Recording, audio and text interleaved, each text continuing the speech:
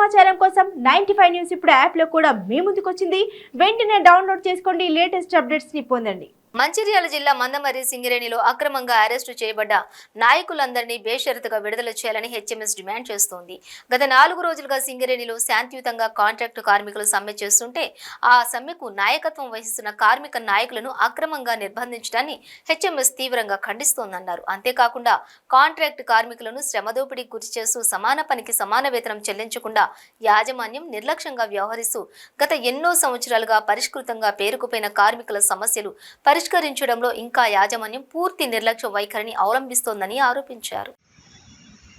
సింగరేణిలో న్యాయసమ్మతమైనటువంటి అపరిష్కృత సమస్యల పరిష్కారం కోసం కాంట్రాక్ట్ కార్మికులు సమ్మె చేస్తుంటే ఆ సమ్మె 4 రోజులు దాటిపోయి ఇవాళ 5వ రోజుకు చేరుకుంటుంటే అక్రమ అరెస్టుల పేరుతో కార్మిక నాయకుడిని నిర్బంధించడం అనేది చాలా హేయమైనటువంటి చర్య.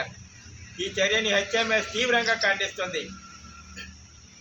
ఇవాళ సాక్షాత్తు ఒక రాష్ట్రానికి ముఖ్యమంత్రి అయినటువంటి కేసీఆర్ గారు అసెంబ్లీలో ఏం చెప్తాడంటే సింగరేణిలో అసలు కాంట్రాక్ట్ కార్మికులే లేరని చెప్తారు.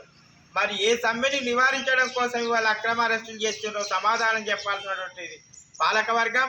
ఇవాళ అక్రమ అరెస్టుల పేరుతో కార్మిక నాయకులను నిర్బంధించేటువంటి చర్య ఎందుకు చేపట్టినో సమాధానం చెప్పాల్సినటువంటి అవసరం ఉంది.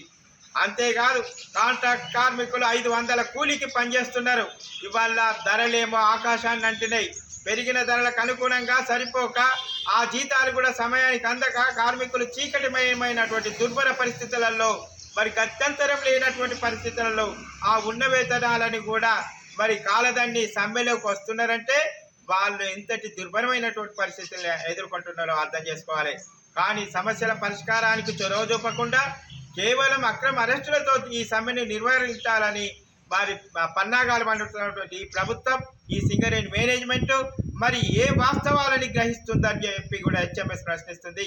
అంతేకాదు న్యాయంగా వాళ్ళకు పెరగాల్సినటువంటి వేతనాలు వెంటనే అమలు చేయాలి. హై పవర్ వేతనాలు కోల్ ఇండియాలో అమలవుతున్నాయి, కేవలం సింగరేణిలో మాత్రమే అమలు కావటం లేదు.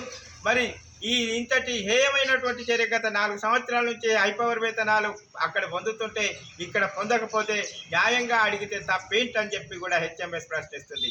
అంతేకాదు ఇవాళ వాళ్ళ న్యాయమైన సమస్యలు పరిష్కరించి సమ్మెను నివారించాలి తప్ప నిర్బంధాల ద్వారా అరెస్టుల ద్వారా సమ్మెను అడ్డుకోవాలని ప్రయత్నిస్తే అది మరింత ఉధృతమై ఈ రాష్ట్రం సాధనలో కూడా సింగరేణి కార్మికులు ముందు భాగాన నిలిచిండ్రు.